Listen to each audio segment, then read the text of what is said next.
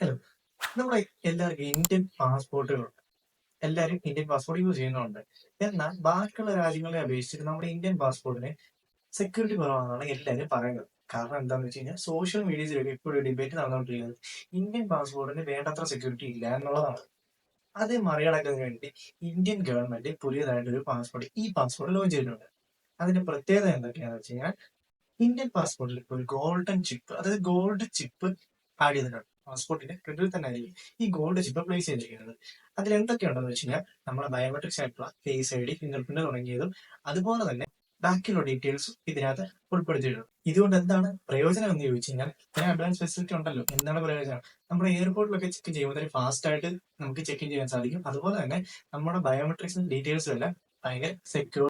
ഇപ്പോൾ ഇത് ലോഞ്ച് ചെയ്തിരിക്കുന്നത് 12 സിറ്റീസിലാണ്. എവിടൊക്കെയാണെന്ന് വെച്ച് കഴിഞ്ഞാൽ ചെന്നൈ, നാഗ്പൂർ, ഭുവനേശ്വർ, ജമ്മു, റാഞ്ചി, ഗോവ, ഷിംല, റായ്പൂർ, അമൃത്സർ, ജയ്പൂർ, ഹൈദരാബാദ് ആൻഡ് സൂറത്ത്. ഇത്രയാണ് ഇപ്പോൾ ലോഞ്ച് ചെയ്തിരിക്കുന്ന സിറ്റീസ്. ഇനി അടുത്ത ഘട്ടം എന്നുള്ള നിലയിൽ ബാക്കിയുള്ള സിറ്റീസിലും ഇത് അവൈലബിൾ ആക്കുന്നുണ്ട്. ഇപ്പോൾ ഇത് ആർക്കൊക്കെ അപേക്ഷിക്കാം എന്നുള്ളത് വെച്ച് കഴിഞ്ഞാൽ ഇപ്പൊ പാസ്പോർട്ട് ഉള്ളവർ അപേക്ഷിക്കാതിരിക്കുന്നതായിരിക്കും നല്ലത്. കാരണം ഓൾറെഡി ഉള്ള എക്സ്പയറി കഴിഞ്ഞതിന് ശേഷം ഇതിലേക്ക് അപ്ലൈ ചെയ്താൽ മതി. പുതിയതായിട്ട് അപ്ലൈ ചെയ്യുന്നവരാണെങ്കിൽ passportindia.gov.in എന്നുള്ള വെബ്സൈറ്റിൽ കയറുക. എന്നിട്ട് അവിടെ ഫ്രഷ് അല്ലെങ്കിൽ റീ ഇഷ്യൂ അപ്ലൈ ചെയ്യുക. ബാക്കി ഡീറ്റെയിൽസ് കൊടുക്കുക, പേയ്മെന്റ് ചെയ്യുക. പാസ്പോർട്ട് സേവാ കേന്ദ്രത്തിൽ നമുക്കിത് കൈപ്പറ്റാവുന്നതാണ്.